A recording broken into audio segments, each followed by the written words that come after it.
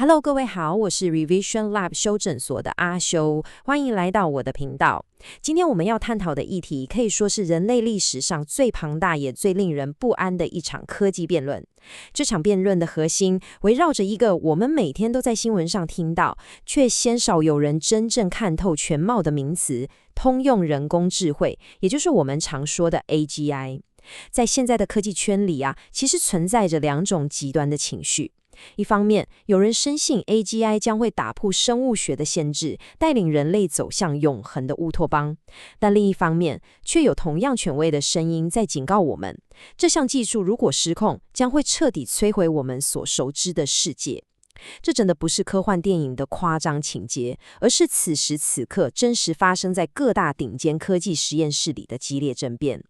今天我们不谈虚无缥缈的幻想，我们要用最严谨的逻辑来进行这场关于永恒、毁灭与现实的 AGI 深度解析。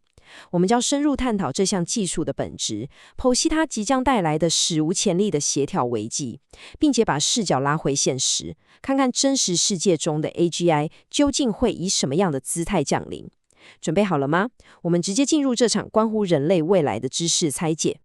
重点来咯，在我们深入探讨 AGI 的美好愿景之前，我们必须先直视一个令人毛骨悚然的数据：30%。这个数字代表什么意思呢？根据业界的统计数据，那些正在亲手打造这项技术的顶尖 AI 实验室领导者以及机器学习领域的权威专家们，他们在会议上普遍预估，人工智慧最终导致人类灭绝的几率平均落在20%到30%之间。请仔细思考一下这个逻辑。这不是外面那些危言耸听的旁观者说的，而是那些最了解这项技术、拥有最高技术能力，甚至掌控着未来发展方向的内部专家所做出的专业判断。你想象一下，如果今天有一群顶尖的航空工程师在建造一架全新客机时告诉你，这架飞机有30%的几率会在中途爆炸，你还会选择买机票登机吗？我想绝对不会，对吧？但这就是我们全人类目前面临的处境。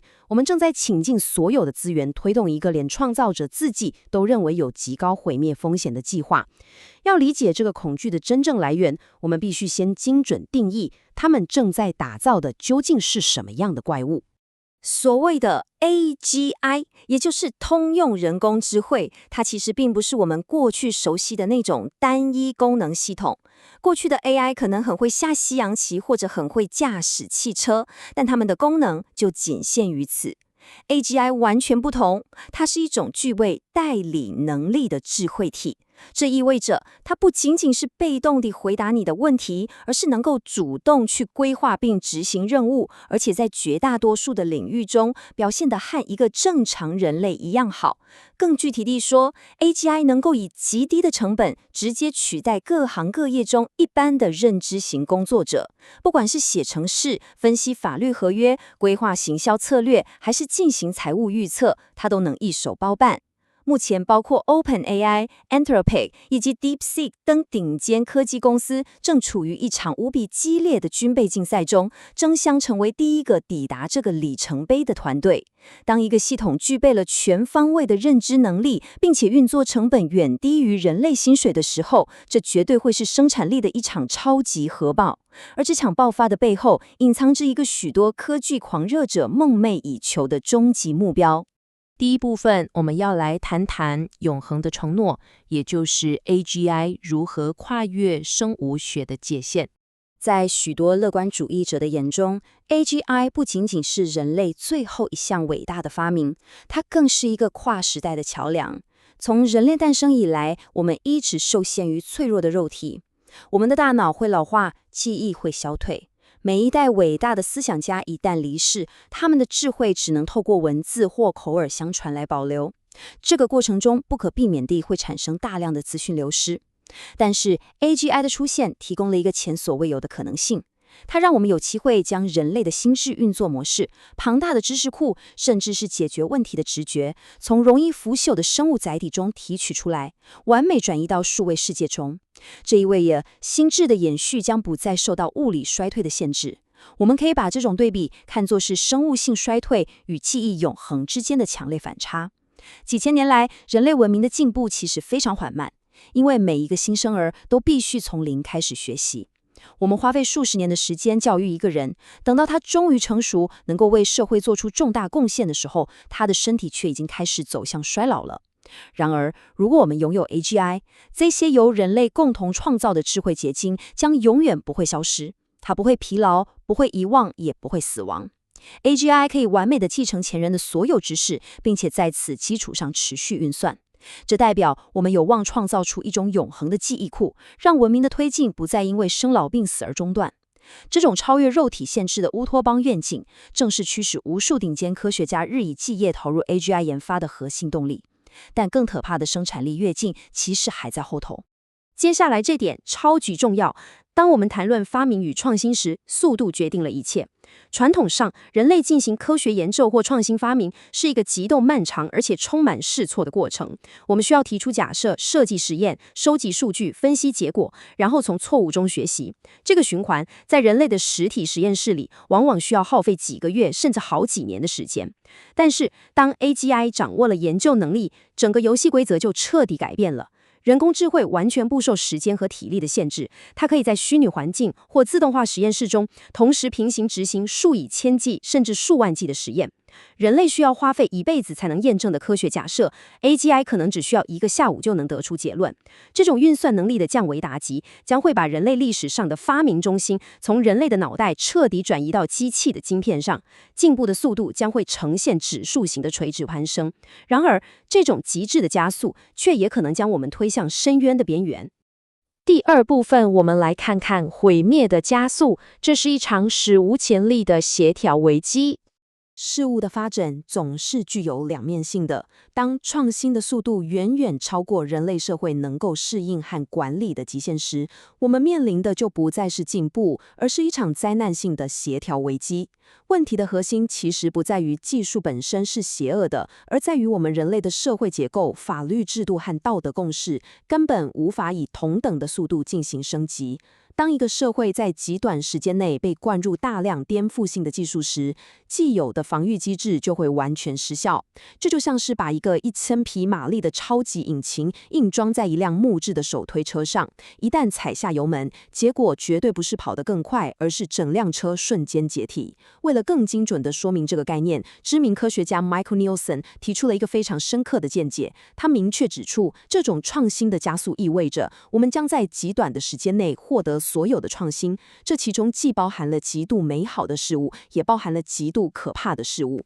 这句话精准地刺中了 AGI 发展的死穴。如果技术进步是缓慢的，人类有足够的时间去辨识哪些是好发明，哪些是坏发明，然后透过立法来限制坏发明的扩散。但是在 AGI 的加持下，治愈癌症的特效药和足以毁灭100万人的基因武器，非常有可能在同一个月内被发明出来。面对这种同时涌现的奇迹与灾难，人类社会目前的协调能力将会被彻底压垮。我们根本没有足够的机制能在极短的时间内过滤掉那些足以致命的风险。回顾历史，我们在这方面的表现其实一直非常糟糕。我们只要摊开历史的时间轴，就能清楚看到人类在面对危险发明时那令人堪忧的协调能力。回顾1920年代，我们发明了含铅汽油，当时这被视为工业奇迹，可以有效解决引擎爆震的问题。结果呢，我们花费了数十年的时间，让神经毒素散布到全球的大气和土壤中，造成了无数儿童智力受损。直到几十年后，人类才勉强协调出全球禁用的共识。再看到1940年代的核子武器，以及1970年代的生化武器，每一次带来毁灭性力量的技术诞生，人类都是在经历了极大的恐惧，甚至是实际的巨大伤害之后，才步履蹒跚地建立起防扩散条约和监管机制。过去我们之所以能活下来，是因为这些技术的扩散还需要庞大的工业基础设施，这给了我们反应的缓冲时间。但未来的 AGI 完全不同，它是一段程式码，一种演算法，它可以透过网络瞬间复制并传递到世界的每一个角落。这是一场速度更快、范围更广，而且毫无缓冲余地的平行竞赛。我们过去失败的协调模式，在 AGI 面前将毫无招架之力。让我们把思绪拉回到一开始提到的那个恐怖数据，30%的毁灭几率。在理解了 AGI 带来的协调危机之后，我们再来审视这个数字，就会发现这背后隐藏着多么疯狂的非理性。从纯粹的逻辑和风险管理的角度来看，任何一个理性的成年人都不可能在日常生活中接受哪怕只有1%的致命风险。如果今天有人拿出一把拥有100个弹匣的左轮手枪，里面只装的1颗子弹，也就是1%的几率会开火，然后要求你把枪口对准自己的脑袋扣下扳机，你会答应吗？绝对不会。就算这是一场赌局，赢了可以获得无尽的财富，你也不会拿自己的生命去赌那1%的几率。然而，在 AGI 的发展上，全人类却被迫坐在这个赌桌前，面对着由顶尖专家评估出来高达30%的灭绝风险。接受这样的赔率，在逻辑上绝对是一种纯粹的疯狂。那么，既然风险如此巨大，为什么我们还没有看到世界末日呢？这就需要我们把视角从理论拉回现实。我们继续聊下去。第3部分，实体世界的屏障。为什么 AGI 降临时会是粘土，而不是终结者？刚才我们探讨了理论上的极端风险，但如果我们想要客观评估 AGI 的发展，就必须打破科幻电影为我们植入的刻板印象。电影总是喜欢塑造一种戏剧化的张力，一个超级人工智慧在某个深夜突然觉醒，瞬间控制了全球的核子导弹和机器人军团，然后在几天之内消灭人类。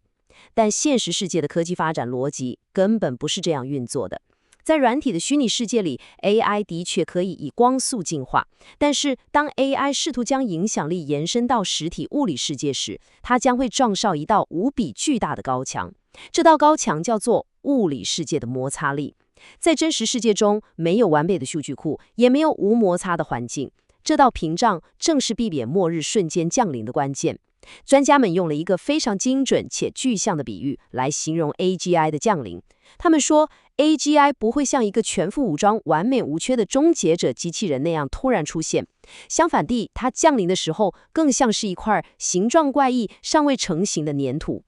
这个比喻极具启发性。当我们试图将极度聪明的人工智慧放进一个机械手臂或者一个实体机器人中去执行现实世界的任务时，我们会发现这是一个极度困难的挑战。现实世界中充满了不可预测的变数，光线的折射、地面的阻力、材质的触感，甚至是突然起来的一阵风。这些在程式码中难以完美模拟的物理变数，都会让 AI 显得笨拙不堪。因此 ，AGI 在初期的实体应用上绝对会充满瑕疵和挫折，它需要被不断的揉捏、塑造，才能勉强适应这个复杂的物理世界。正是因为物理世界的限制，科技的发展从来就不是一触可及的魔法，而是一个脚踏实地、循序渐进的工程过程。在现实中，我们是采用迭代的方式来建构技术。这个过程包含3个核心步骤。首先，我们逐步打造并推出初步的系统。接着，在实际运作的过程中，我们诚实地辨识并承认随之出现的各种威胁与漏洞。最后，工程师介入，针对这些具体的问题进行修正与防堵。这是一个发现问题、解决问题的缓慢循环。即使我们承认 AGI 具有潜在的巨大威胁，这些威胁也会在这种迭代的过程中逐渐暴露出来，而不是在一夜之间全部爆发。这种渐进式的发展步调，给予了我们极其珍贵的反应时间，让我们可以在每一次的错误中学习，并建立起相应的防护网。为了让大家更直观地感受这种现实的限制，我们来做一个极端的思想实验。我们前面提到 ，AGI 的定义是能够取代领取基本工资的一般认知工作者，这的确是非常强大的能力。但是，如果我们把场景转换到医疗手术房呢？假设今天有一台具备 AGI 能力的机器人，它的认知水平与一个普通的打工族相当。现在，它拿起手术刀，准备为你进行一场盲肠切除手术，你会感到安心吗？你会把自己的生命交给它吗？答案显然是否定的。这个强烈的抗拒感，精准地指出了 AGI 目前最大的盲圈。即使它能够在瞬间读完世界上所有的医学论文，甚至在虚拟模拟中完美切除无数个盲肠，但当面对一个真实的会流血、器官位置可能因人而异的活体病患时，纯粹的运算能力是远远不够的。这中间缺少了一个无比关键的要素。第四部分，人类的差异化优势，也就是细微差异感知与临床判断力。简单整理一下刚刚的内容，为什么我们不敢把生命交给纯粹的 AI？ 因为这中间缺少了人类独有的细微差异感知与临床判断力。这也是为什么在许多高度专业的领域中，人类的角色难以被轻易磨除。以临床医生为例，他们在面对病患时，仰赖的绝对不只是教科书上的标准流程，他们需要一种截然不同的心智模式。这包含了多年的实务经验累积，包含了对病患微小表情或生理变化的敏锐捕捉。更重要的是，包含了当手术过程中出现突发状况，一切偏离预期轨道时，能够瞬间冷静下来，灵活调整策略的应变能力。这种处理现实世界灰色地带的直觉与韧性，是目前仅靠冷冰冰的数据训练出来的 AI 所完全缺乏的。人类的判断力正是弥补 AI 系统僵化缺陷的最强防线。